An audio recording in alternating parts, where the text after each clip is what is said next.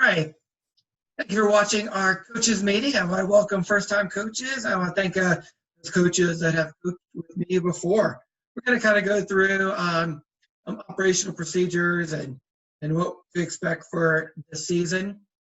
A couple things about sports is I did a study years ago and found that half the kids stop playing sports by age 12 because they had lack of playing time. It becomes too serious, too much competition, pressure, too many other activities, and it does not become fun anymore. We feel it's very important for kids to play sports. Kind of our goal and philosophy always to try and do our best we can to have continue kids wanting to play youth sports, whether with us or other programs, but we want them to continue playing youth sports. So what we do is for kids, we try to make it a fun, safe environment for kids.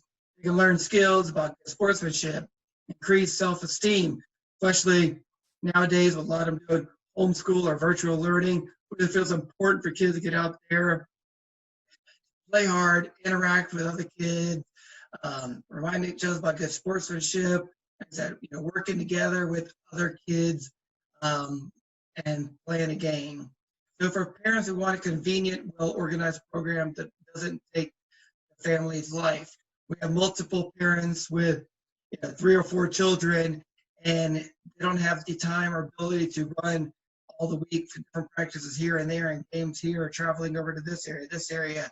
So they appreciate the fact that it's a one-day-a-week commitment. They go there. They maybe be there for a long time if they have multiple kids doing different sports.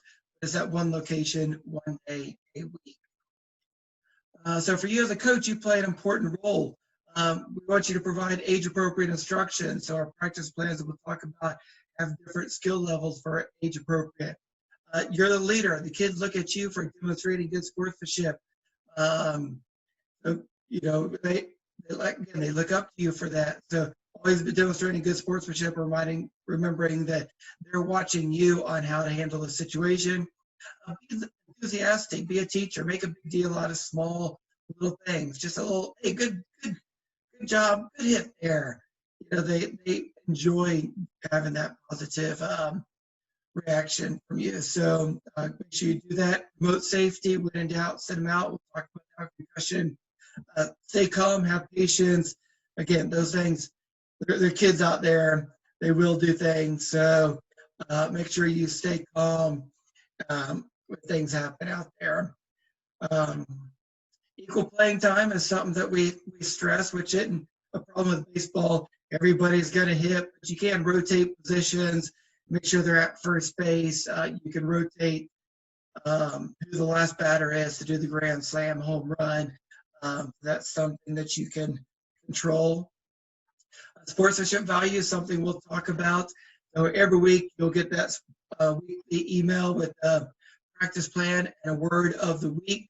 What you'll do is you'll read that word of the week, the practice plan, and talk to that kid about the word. Talk to the kids about the word of the week at practice. Then afterwards, you will give one child a sportsmanship medal promoting that word of the week. You can double up some to ensure that everybody gets the medal. Again, make a big deal out about it. That this person did a good job focusing on whatever that value is each week. We will also do stickers for younger kids. So if you're in the T-ball program, the younger, they don't understand why they're not getting something sometimes. So everybody will get a sticker, and then one child will get a medal that promotes that word of the week. The parents do sign a parental pledge, kind of reinforcing what our philosophy is. I don't think we've ever had a problem with baseball. They understand what our league is about, teaching those kids the fundamentals of T-ball, baseball, wanting them by the end of the season better than they were at the beginning of the season. The parents understand that and appreciate that. If they're looking for something more competitive, there's plenty of more competitive leagues out there, and they're for our league for a reason. And then if the child is too good and they feel like there's something better out there for them, they're looking for, there's those opportunities. So, like I said, we don't really have any problems with parents because hopefully by now we've done a good job demonstrating what our league is about. If you don't have a assistant coach are looking for somebody, you can do that, get a parent to do that. We do have a staff member at the field that will also be helping out at practice as well. So they're there to assist as well. Coach's dashboard, if you've played with us before, you might recognize our website a little bit different, has some different things.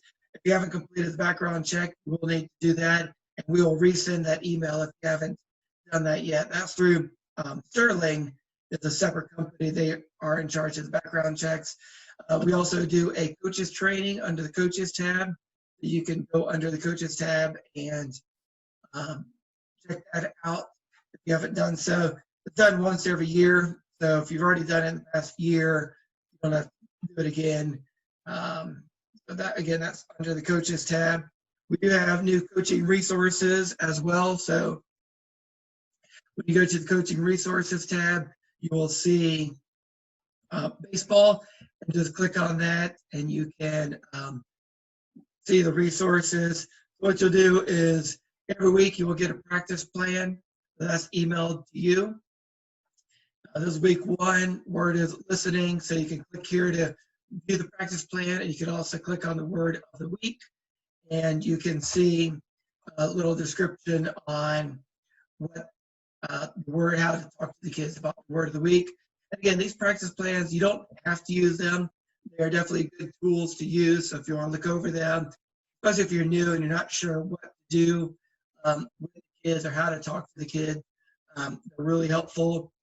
Again, here's the practice plan. So this soccer will have a overview on kind of what the main theme is.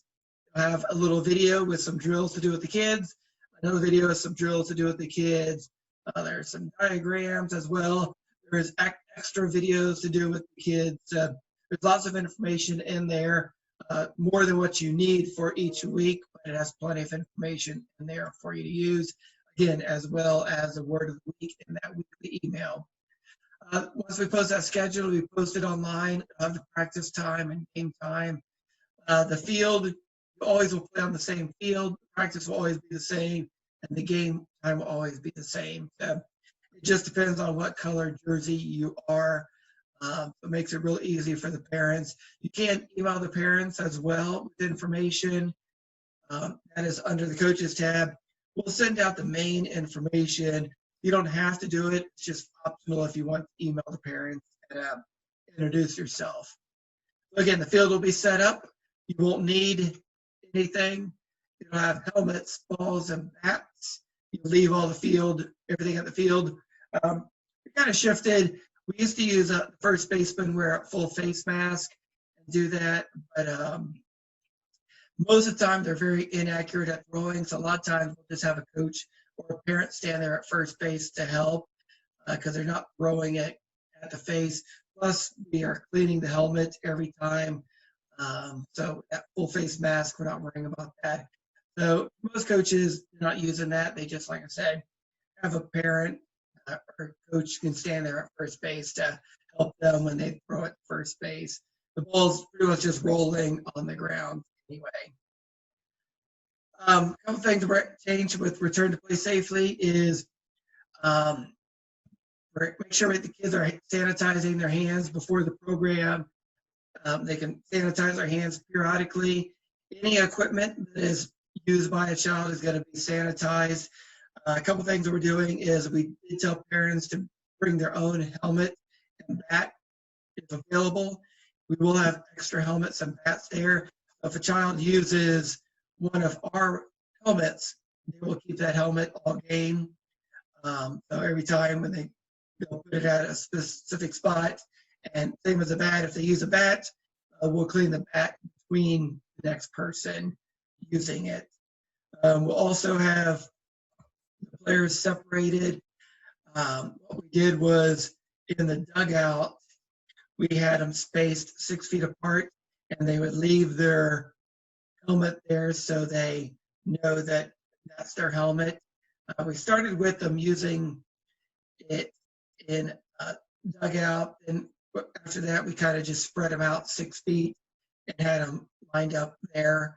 It was a little bit quicker than using the dugout going in and out. We will again have a staff member there to assist with that, kind of show you how we're doing it. If you're not feeling well, please stay home. Again, we'll send out an email to parents, let them know if they're not feeling well to stay home. We are recommending one parent or guardian if possible. Some will bring up multiple parents. So, just one per parent if available. We do have space to space the parents out. So if there are multiple parents, we're just reminding them to space out, keep the same family together, and then everybody else space out. We are not requiring masks for anybody, definitely not for the kids, because they're being active, and studies have shown that that's not beneficial for the child. If you want to wear a mask, you're more than welcome to. But the main thing is, a lot of times you can social distance when you're working with the kids at practice. When they're in the dugout, they're social distancing. Limiting contact is what we're really focusing on. We are not doing handshakes or high fives after the game. We can line them up to cheer them, tell them good game, but we're not doing handshake. We're not doing team snacks or anything like that as well. So parents won't be bringing snacks for the kids. And again, we're not doing handshakes. And again, cleaning hands often when you get there, before you hand out that sponsorship medal, clean your hands so your hands are clean. So that's doing that, and social distancing when possible is what we're really focusing on. Your responsibilities is wear a red coach's shirt. You'll get that at the field. Make sure you have a review the practice plan or have a plan. Check by either the canopy or at Bowling Park. We don't have a canopy, you just head directly to the baseball field. And again, you'll grab that sportsmanship medal from them and stickers, and then afterward, present stickers for the T-ball and a medal, and just a medal for all the other age divisions.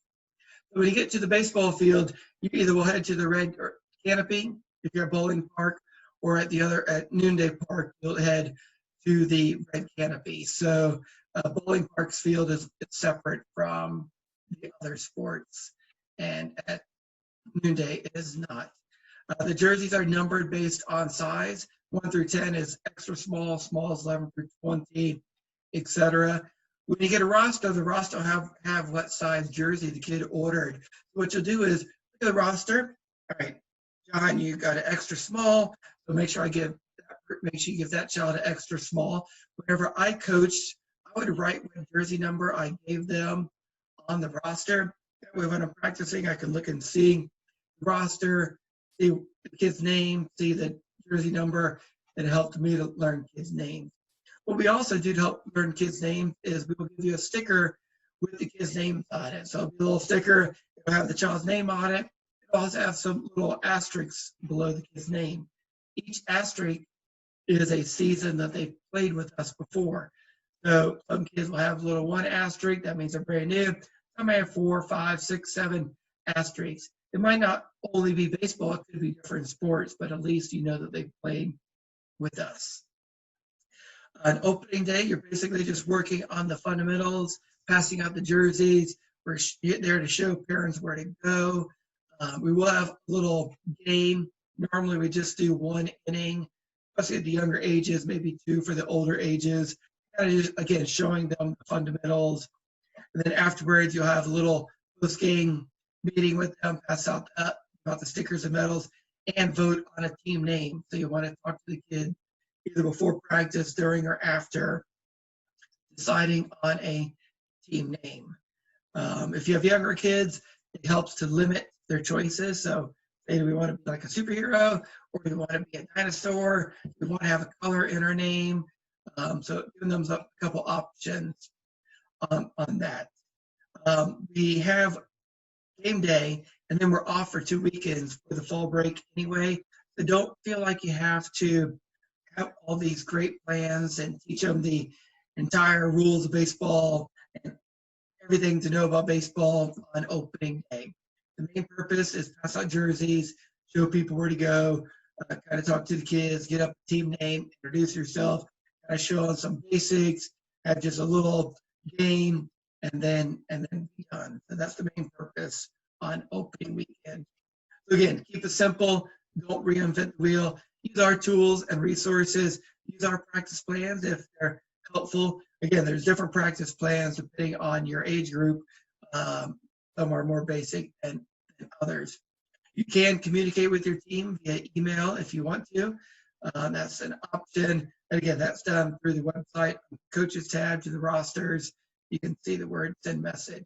If there's more than one coach, you will be able to see the other coach's name online as well for the roster as well, and you can contact them. Concussion safety, when in doubt, sit them out. The parents sign that during the registration process.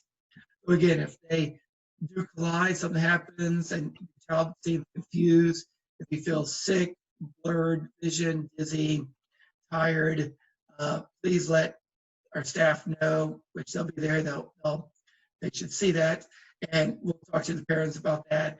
When in doubt, set them out is kind of the saying on that. Anything that seems like they could have had concussion, please make sure you set them out, and we'll talk to the parent about that. What else can happen? There's other injuries. We will have ice there at the field, some Band-Aids. Weather, we do have a weather hotline, and we can send out a weather email and we email and a text as well. So we can send, those out. Sometimes we have delayed the game. Sometimes we started an hour later.